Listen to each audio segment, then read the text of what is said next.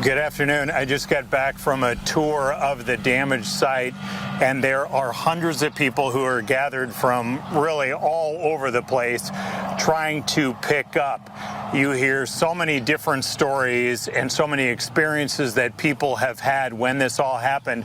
One thing that a lot of people have talked about as you're standing there looking at all this damage is that because of the ability of forecasters to know that this storm was coming, they had the kids at school dismissed early, so they got out at 12:30.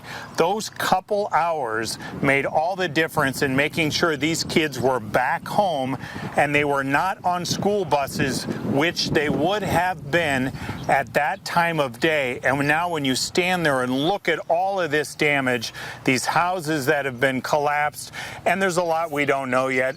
Anecdotally, some people have some private stories about families they know who have lost a family member, and we are hearing that several people have passed away. More than a dozen people have been injured, and those are just the ones that had to go to the hospital. A lot more people have minor injuries as they try to go through all of this. I want to bring in Connor Hendricks now, who has been talking to officials because you have so many things to think about: the local recovery, the state, and the federal. Well, Dave, as we mentioned, this recovery is still ongoing right now. Now, for cleanup for folks and trying to get resources to these folks in need, both the state of Iowa as well as Governor Kim Reynolds are both moving quickly to try and bring in as much state and federal resources as possible. Governor Kim Reynolds has already signed a disaster proclamation, and she is also working to get FEMA involved as well. Take a listen to what state resources could be coming to residents. So as the governor, I issued the disaster proclamation, and that makes available not only individual assistance for those that have been impacted, but also state resources. So that will allow DOT to get on the ground and help remove some of the debris. And we've already identified a number of Iowa assistance grants which can be provided for families up to $5,000 for those critical and essential things. Repair of a vehicle, repair of an essential element to the home, but also making sure that we've got access in. Now, as for federal resources, Governor Kim Reynolds says that the community is still gathering some numbers on what all these folks need here before they can ask President Biden and the White House for a presidential disaster proclamation. And once they submit that tomorrow, they expect to get a response very, very quickly. And that's what everybody has. There are just so many things that they're trying to figure out. You have so many of these houses that are essentially just knocked to the ground and blown apart, and people trying to pick up. And frankly, in a lot of these houses, there's just not a lot to pick up because things have been absolutely destroyed here. The most critical matter for the local officials here, they are still going house to house to make sure. Now, we're 24 hours into this, but they want to make sure that there's not anybody still buried in all the mess and the debris that's left behind. At last check, they did have some folks who were unaccounted for, but that doesn't necessarily mean that they're missing, if you will. It could just mean that they have gone out of town and didn't check in with somebody. So that's the paramount concern right now, to make sure that nobody is still trapped in there. But clearly, the next stage here, they're getting power back on as we speak, but so much damage, so much cleanup that they're going to have to do in this town of about 2,000. Back to you. This damage is so widespread, and frankly, that is why we are not in the heart of the damage. We are just outside of town where law enforcement is keeping people back. They are trying to restrict how many people are going back and forth into this town of about 2,000 people. And when you look at the video of the damage here, you see how widespread this is. This tornado essentially just tore through the heart of the town. The blessing here is that forecasters were able to see this thing coming. School officials dismissed school early yesterday. Kids were able to get home. Now, clearly a lot of homes were destroyed, so we don't want to minimize that. But kids were not on the bus when this tornado hit, and they would have been. When you look at this damage all over town, you have dozens of homes that are destroyed. You have businesses that were around for generations that are just splintered. Rescuers have gone house to house, marking these homes. Unfortunately, we understand several people have passed away. At least a dozen had to go to the hospital with injuries. Other people had minor injuries where they did not need to be hospitalized. But just looking at this widespread damage, you will see just how much recovery will be necessary. Now, as we bring in my colleague here, Connor Hendricks, law enforcement talked about the severe, serious tornado that hit about an hour away from here in Minden, and you had a crush of people that came to this small town of about 600, some people trying to help, some people trying to just look, frankly, and they wanted to restrict how many people went in, which is what they're using some of those lessons here today.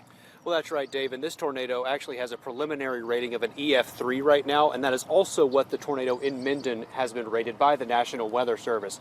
Now, we have had difficulty getting into town today, as you mentioned, because the search and rescue effort is continuing to go on. And officials we spoke to today all say that this reminds them of Minden. Take a listen. It's just gut-wrenching. I mean, I was just in Minden, as I said, 3.5 weeks ago, and that was horrific. And I think there's even more debris and just more more impacted here. So it is just horrific. It's hard to describe. We have seen this already happen in Iowa just a few short weeks ago. We have learned best practices from what worked and candidly what did not work at the federal level. Now, if you're sitting at home wondering how you can help, the Adair County Sheriff's Office asks that you do not call dispatch, but rather head to their Facebook page where they have a list of donations and supplies that they need and where you can drop those off. Congressman Zach Nunn also recommends that donating to the American Red Cross. They're the ones right now who are donating food, water, and shelter to folks here in need. And donating to them kind of keeps it all centralized in one place, Dave.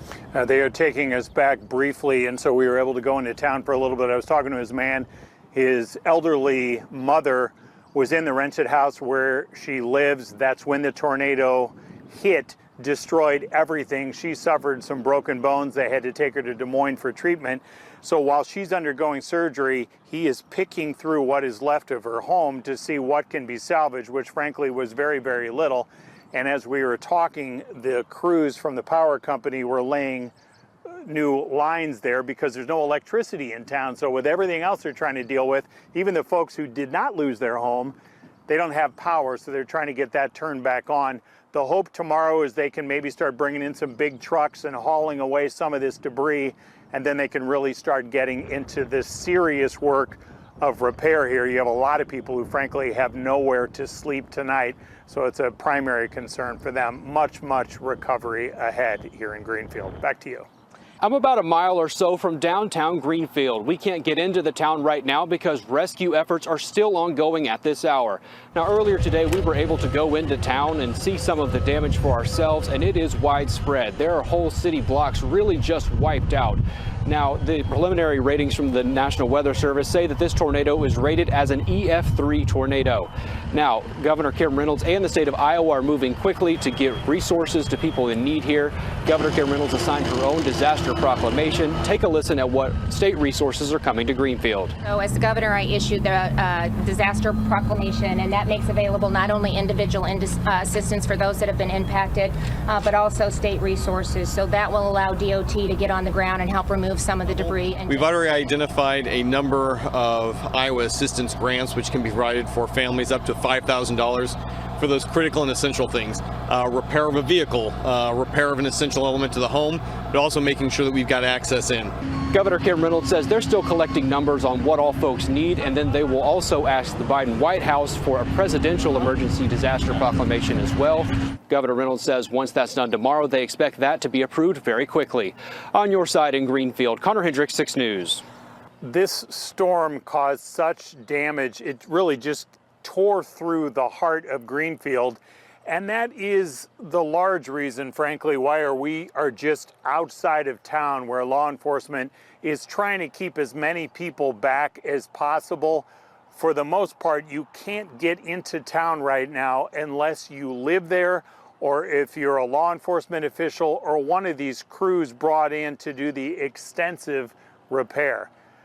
We did get a chance briefly to go into town and walk through and drive through with law enforcement, and you can see just how devastating the impact of this storm was.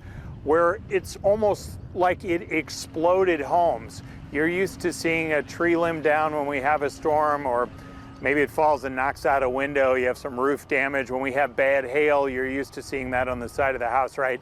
But in these cases, it's like a bulldozer has just come through town, the center of town, and knocked over dozens of homes and all of these businesses that have been here for generations. So now you have family members going in there, volunteers going in there, trying to sort through what is left. And frankly, looking at some of the homes, there isn't hardly anything left other than a shirt here, a personal item here. I want to bring in my colleague, Connor Hendricks. Just the emotional toll of all of this, when you talk to the families cleaning up here, and even the public elected officials that come to town. On the local level, of course, a lot of these folks, some of them, like the fire chief, lost his house and now he's trying to help people. You talk to some of the politicians and the impact of this. Well, it's really been an emotional day today. As we both saw, people are coming in to see and pick out what really they can left of their homes. Today, I saw people pulling out pictures of ultrasound photos from their basement, handmade quilts, family pictures and things, just really, really heartbreaking. However, we do want to say that the town has really kind of sprung into action to help each other in this recovery. State Rep Bubba Sorensen lives here in town and was a few miles away at a church when the storm came through. He immediately left, and then here's a listen at what he says the town did right after. Everybody became little makeshift ambulances. We pulled a guy from the rubble and put him on a little makeshift stretcher that we made, threw him in the back of a truck of a guy that isn't even from Iowa.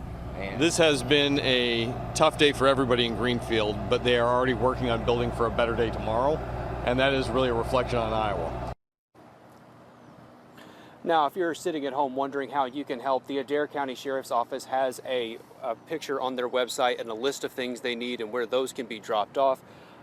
Congressman Zach Nunn also recommends donating to the American Red Cross because that's who's coordinating the food, water, and shelter for these folks, Dave. And for the most part, they want coordinated volunteer efforts here. While they appreciate folks coming on their own, we saw a big truck that came through. Somebody brought, I don't know how many pallets of bottled water it was. For the most part, though, those folks can't get in here. Now, we do know, and I just checked and got an update, actually, as Connor was talking here, that curfew that they had last night is about to go back into effect. It'll start at 7 o'clock. You can see a few of the trucks coming through now, hauling out some of the debris. That'll be a big priority tomorrow. We also understand FEMA's administrator will be here to kind of look at the damage and figure out what will be necessary for federal cleanup. State cleanup, federal cleanup, so much work to be done, and not lost on all this, of course, as we know that there were multiple fatalities and another dozen or so people who had to be hospitalized. So you have the recovery from that, and then people who have lost their homes. A lot of recovery ahead here in Greenfield. Back to you. John and Jacqueline, we're about a mile or so away outside of downtown Greenfield. That's because access to the town right now is restricted. The only people being let through these checkpoints are residents, volunteers, utility crews, and the likes. Now, we got a chance to go in earlier today and go see the damage for ourselves, and really the devastation from this storm, which wiped out a massive part of this town. The pictures you're seeing on your screen right now can't compare to seeing it in person. Now, State Rep Bubba Sorensen lives in Greenfield, but was just outside of town when the storm hit. He says that he came right into town and the residents got right into action. Take a listen. Everybody became little makeshift ambulances. We pulled a guy from the rubble and put him on a little makeshift stretcher that we made, threw him in the back of a truck of a guy that isn't even from Iowa. This has been a tough day for everybody in Greenfield, but they are already working on building for a better day tomorrow, and that is really a reflection on Iowa. Now, if you're sitting there at home wondering how you can help, the Adair County Sheriff's Office has a post on their Facebook page about what they need and where you can drop that off. Iowa Congressman Zach Nunn also recommends donating to the American Red Cross because that's who's coordinating, housing, food, and water for these folks right now. And by donating to them, all of the donations can be centralized. Live in Greenfield, Connor Hendricks, 6 News. Now, we are enjoying a pleasant Wednesday evening. We have a heads up concerning tomorrow.